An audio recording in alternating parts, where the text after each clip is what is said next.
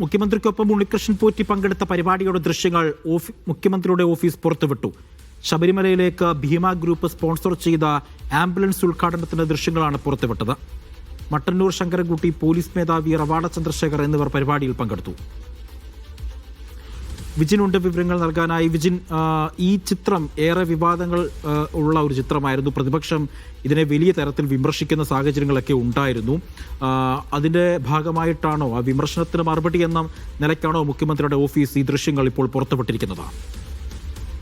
അങ്ങനെ തന്നെയാണ് അജി സൂചിപ്പിച്ചതുപോലെ തന്നെയാണ്. അതായത് വിമർശനങ്ങൾക്ക് മറുപടി മുഖ്യമന്ത്രി ഈ ഉണ്ണികൃഷ്ണൻ പോറ്റിയുമായി ഒരുമിച്ച് നിൽക്കുകയും ഉണ്ണികൃഷ്ണൻ പോറ്റി മുഖ്യമന്ത്രിയോട് സ്വകാര്യ സംഭാഷണം ചെവിയിൽ നടത്തുകയും ചെയ്തു എന്ന തരത്തിലുള്ള വിവാദങ്ങൾ, അത്തരം ചിത്രങ്ങളൊക്കെയാണ് നേരത്തെ പ്രചരിക്കുകയും അത് AI ആണെന്ന് പറഞ്ഞ് MV ഗോവിന്ദൻ തന്നെ രംഗത്തെത്തുകയും ഒക്കെ ചെയ്ത സാഹചര്യമുണ്ട്. ഇപ്പോഴും ആ വിവാദം തുടർന്നുകൊണ്ടിരിക്കുകയാണ്. സോണിയാഗാന്ധിക്കെതിരെ മുഖ്യമന്ത്രി ആരോപണം ഉന്നയിച്ച ഘട്ടത്തിലാണ് ഇത്തരത്തിൽ മുഖ്യമന്ത്രി തന്നെ ഒരു സോണിയാഗാന്ധിക്കൊപ്പം ഉണ്ണികൃഷ്ണൻ പോറ്റി എത്തിച്ചത് എങ്ങനെയെന്നുള്ള ചോദ്യം വാർത്താ സമ്മേളനത്തിൽ ഉയർത്തിയത്. അതുമായി ബന്ധപ്പെട്ട കൂടുതൽ തെളിവുകളാണ് നിലവിൽ ഇപ്പോൾ മുഖ്യമന്ത്രിയുടെ ഓഫീസ് എന്തായാലും പുറത്തുവിട്ടിരിക്കുന്നത്.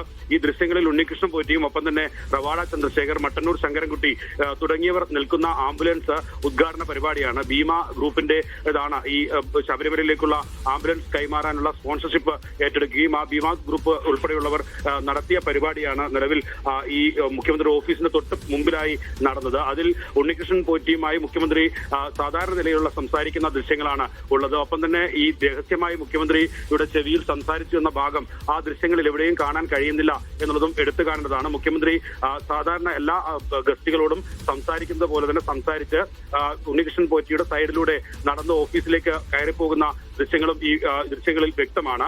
എന്തായാലും നിലവിലെ വിവാദത്തിന് മറുപടി എന്ന നിലയിൽ തന്നെയാണ് മുഖ്യമന്ത്രിയുടെ ഓഫീസ് ഈ ഉണ്ണികൃഷ്ണൻ പോറ്റിയും ഒപ്പം അവർക്ക് ഒപ്പമുള്ള പരിപാടിയിൽ പങ്കെടുത്തതിന്റെ ദൃശ്യങ്ങൾ ഇപ്പോൾ പുറത്തുവിട്ടിരിക്കുന്നത്. ഏറ്റവും പ്രധാനപ്പെട്ടത് അത് തന്നെയാണ്.